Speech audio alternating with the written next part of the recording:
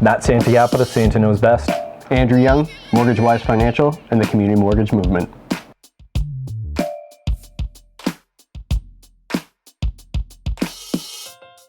So Andrew, what do people need to know about a mortgage pre-approval? Sure. There's a couple different stages of the pre-approval process. Number one, there's something called a pre-qualification. A pre-qualification happens when you and I sit down, you tell me how much money you make, and I do all these mathematical equations and tell you, hey, here's how much you can afford. Okay, so hold on. Let me just ask a question then. Yep. So how valid is that when someone just gives you that info? Not at all. Okay. And that's a big mistake that a lot of people make, is they sit down with the mortgage professional and they just tell them how much money they make, how much they may owe on credit cards. We don't really know if that information is valid. Yep. And a lot of the time, people don't actually know how much money they actually make or how much money we could actually use in order to get them pre-approved for a mortgage. So it's kind of like a first stage surface talk. Exactly right. And from the pre-qualification process, the next step is the pre-approval. The major difference is now we need proof of income. So if they can get a letter of employment, that'd be great. At minimum, 1 or 2 pay stubs and hopefully a T4 from the previous year if they're employed. If they're self-employed, we're going to look at 2 years average. So we'd like 2 years T1 generals just to see what sort of business they're in and how they derive their income. And of course, 2 years notice of assessments to make sure that their taxes are paid up. Yep. And what the 2-year average of the self-employed income we can use. So that's the difference. We're actually getting the proof. The other thing we do during the pre-approval process is we actually check the credit bureau as well to make sure everything is up to date, make sure there's no lates, make sure there's no collections, no bankruptcies or consumer proposals, and that'll give you a lot more confidence.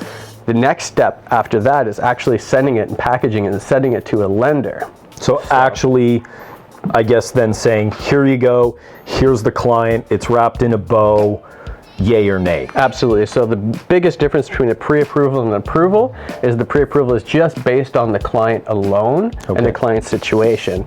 And then a formal approval is now there's a property involved. So now we know the client is good, we have to make sure that the property fits the bill as well. So then, let's say if I go through the process, I do a pre-approval, lender comes back and they say, yeah, okay, we like, Matt as a client, will lend to him. What does the rest look like? Where does it go from there? Is that kind of it, or is there any more kind of work to do from a borrower standpoint? No, not at all. We do get we get a commitment back, so you will actually get a formal pre-approval certificate back. We definitely send that to the client and or the realtor. Okay. The nice thing about that is if you're in a multiple offer situation, that can strengthen the offer. For sure. So we supply that to our clients as well, so that's a good start. So we already have a file. We've already got the income taken care of. We've already checked the credit. Now you just have to go out there and find a home. The other side of the pre-approval process is we can hold a rate for you. So most lenders will hold rates for 120 days as maximum. So that means you have 4 months to go out and find a home and close on it and close on it as well. Okay. And then that insulates you from any sort of interest rate rise. Yeah, which I guess depending on the climate and right now. Exactly. So what items does somebody who's looking for the pre-approval, what do they need to bring in to get that done? Sure. Driver's license, social insurance number, 2016 or last year's T4s, recent pay stub or last 2 pay stubs. If you want to bring in 90 days checklist of where the down payment's coming from, that'd be fantastic. Awesome. Yep.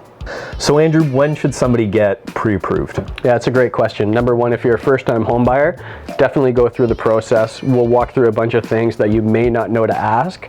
And number two, anytime you're looking to buy a house, even if you're selling a house and buying a new house, we want to hold the rate for you, and you want to make sure what the payments are going to be, especially if you're upgrading to a more expensive home. So makes sense. Before you buy a house, get pre-approved. All right, this has been Matt Santiago, Santa Knows Best. Andrew Young from the Community Mortgage Movement and Mortgage Wise Financial. Thanks for tuning in. A little bit of information about pre-approvals.